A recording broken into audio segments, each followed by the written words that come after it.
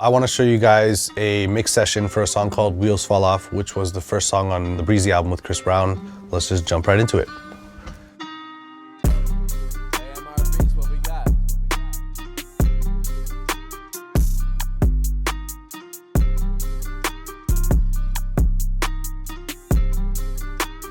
Let's start from the top, mix template. As you can see, I've delivered this record. Obviously it's out, so these are the deliverable prints up here. We've got my bussing, my drum bus, bass bus, music bus, which sort of everything feeds, which feeds my outboard gear and comes back. We have all the drums here. You can see kick, snare, rim. Down here we have the 808 and the bass, which in this case, actually, it was two basses on top of each other. I had processing happening on each individual bass, and that processing started to sort of go against each other, and it kind of made the two basses not sit with each other. So I had to make a decision to inactivate all that and create a bus for both basses to feed and sort of try to treat that as one whole bus with everything on it.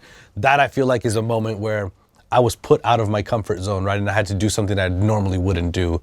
Music down here you'll see in pink, which is pianos, keys, a couple of vocal chops, and then we're getting into the vocals. These are Chris's leads for the verse, sort of the part where he says Free Winna and Slime, which is here at the top of this verse.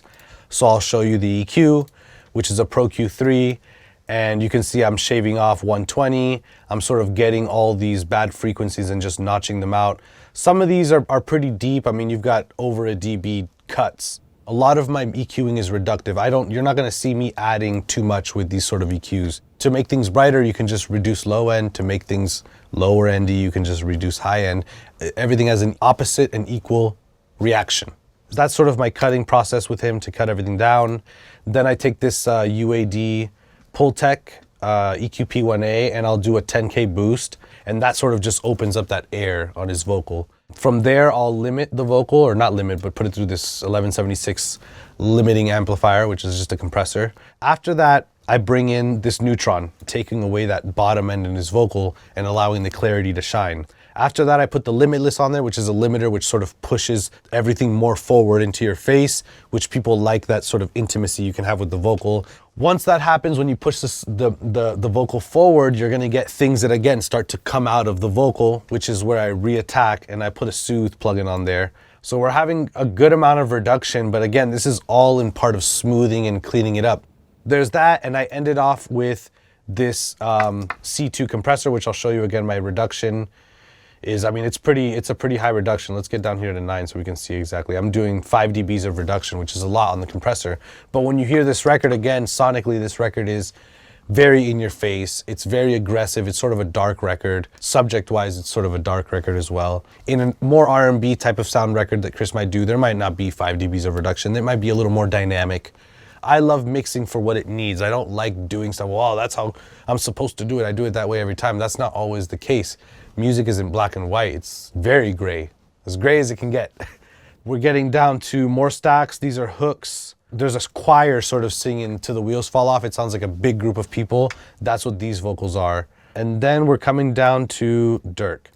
So when I got this record, Chris did his parts. We said, let's get Durk on it. We hit Durk. Durk gave us the verse. So that's when I hit Bainz and I said, hey, Bainz, can you mix this with me so we can co-mix it, blah, blah. He already knew the whole subject and everything of what was going on. So I sent him the vocals.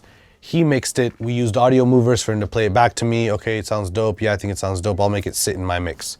Cool. So he sends me back these vocals which are mixed on his end. So when it got to me, the vocal, I had to sort of adjust it and sort of take out some frequencies to get it to sit right within my whole process. I'm more or less just kind of squeezing him into the pocket rather than reducing his dynamics and sort of sitting him in right. So this is the last compressor. This is the ChickenHead. What that is actually a plug-in compressor that in real time sends the audio out to the box, converts it to audio, runs it through like real compressor channel, and then reconverts it back into digital all simultaneously in one.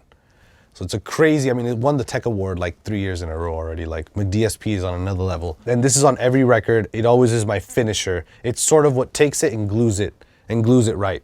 It's like something being flush, right? Like the vocal is more flush with the mix and it doesn't sound like it's sticking out. So that's sort of what this compressor does. And that sort of seals everything off. And then from there, we're done, right? Like the mix is done and we're ready to send it off to the artist for approval. that's it.